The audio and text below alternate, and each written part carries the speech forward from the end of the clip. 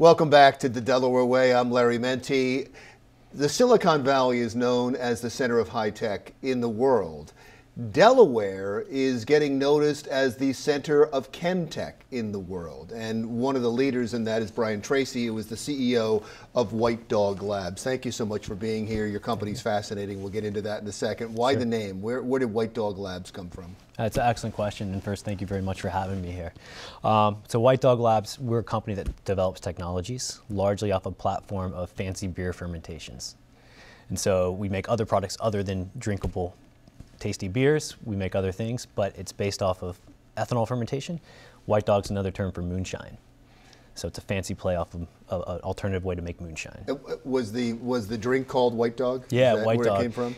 For those college kids out there, it's essentially if you drink Everclear or Diesel, that's what White Dog is. Wow. You've grown from there. Sure. And you've grown, and what I read about you is that you've grown into bioenergy and then agriculture. Yep. Is that's fair, right? Absolutely. So let's take each one of them. In agriculture, what have you come up with? Yeah, it's a great question. Like you said, the world needs more energy and it needs more food. Right? And so as the population expands and as more middle class population comes into this planet or comes into this earth, we need to feed them higher quality, healthier foods. So what we have done is take lower quality feed sources or food sources and we upgrade them to higher, more nutritional value food sources. Example. So we take corn and we take corn and put it into our fancy fermentation and we make protein ingredients that we feed salmon. And so then we are able to essentially take corn to feed salmon, to put onto the plate of as many consumers throughout the world, a healthier omega-3 rich, clean meat. Let's talk about bioenergy. Sure.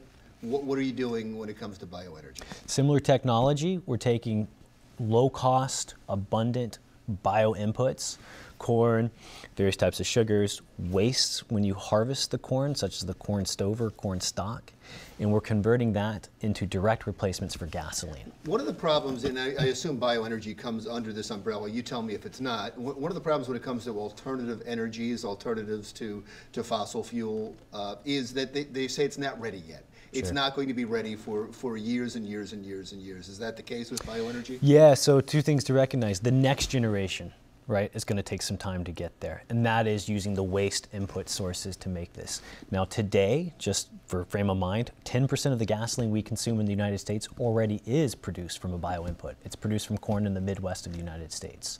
So there's versions of the technology that are there, but the next generation that could be deployed around the entire world is going to take some time. Did you grow from DuPont? So we didn't grow from DuPont. We, though, strategically have stayed here because we are able to harness the brain trust of ex-DuPonters, current existing DuPonters who are contemplating jumping out of DuPont.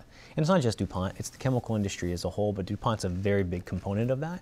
So we've harnessed essentially what I would claim is 50% of the global influence in the chemical industry to help inform us so we don't duplicate mistakes that have been experienced several times over before in the past. So we intelligently spend our money, our invested money, into ideas that have real traction, real opportunity, and then we're able to as well connect it with the global supply chain, right, where it makes sense to deploy it. Because unfortunately, when you're creating technology in our space, you don't live on an island. I am not going to disrupt the food industry. I'm not going to disrupt the gasoline industry by myself. Yes, and I have to work with inside of that industry, and I can get connected to all of the appropriate touch points through casual conversations I have on a daily basis here in Delaware. Wow, and I want to get back to Delaware because when the DuPont merger happened, it was all doom and gloom. Oh my God, what does this mean to Delaware? The chemical industry is going to go away. It's all going to move to Michigan. It's going to be horrible. Sure. And what has seemed to have happened is that new industries have sprung up, new companies have sprung up in the wake, and it might have actually been a good thing. Yeah. So first, I don't want to make light of the fact that there was a loss of jobs, right? So that touched the lives of individuals here in Delaware, and that's unfortunate, right? And I hope that all those folks can rebound as quickly as possible, and I do actually know that a lot of them have done very well.